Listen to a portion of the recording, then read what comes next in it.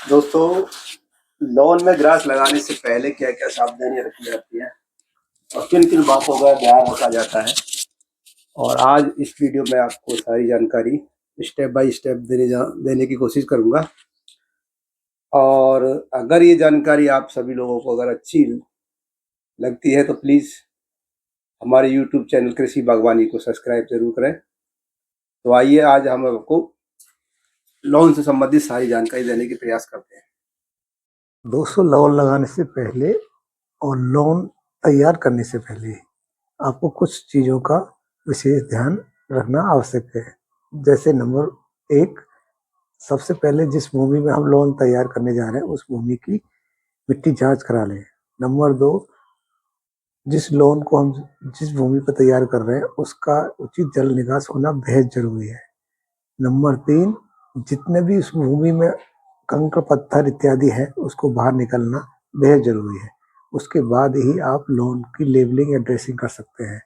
और जब आपकी लेवलिंग और ड्रेसिंग कंफर्म हो जाती है तो उसके बाद ही इसमें आप मेनरिंग का काम कर सकते हैं।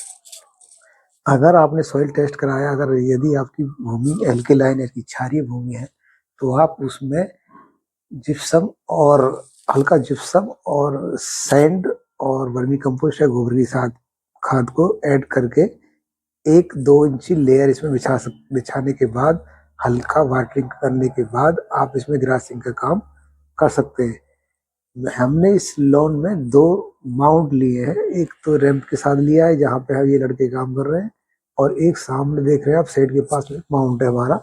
तीन तीन शेप में हमने उसमें 2 माउंट तैयार किए हैं, और हमने इस लॉन में जल का उचित प्रबंध किया, जल निकास का उचित प्रबंध किया, जिससे कि हमारा लॉन के अंदर पानी ना ठहरे और हमारे लॉन खराब ना हो। तो आप लोगों को भी ये ध्यान देना बेहद आवश्यक है कि हम जिस जगह पे जिस भूमि पे लॉन तैयार कर रहे हैं तो वहाँ पे जल निकास की उचित व्यवस्था होना बहुत जरूरी है। हमने कुछ प्लांटेशन इसमें लॉन से पहले ही कर दिया, जैसा आप देख रहे हैं इसमें आप काफी हमारा ग्रो कर रहा है।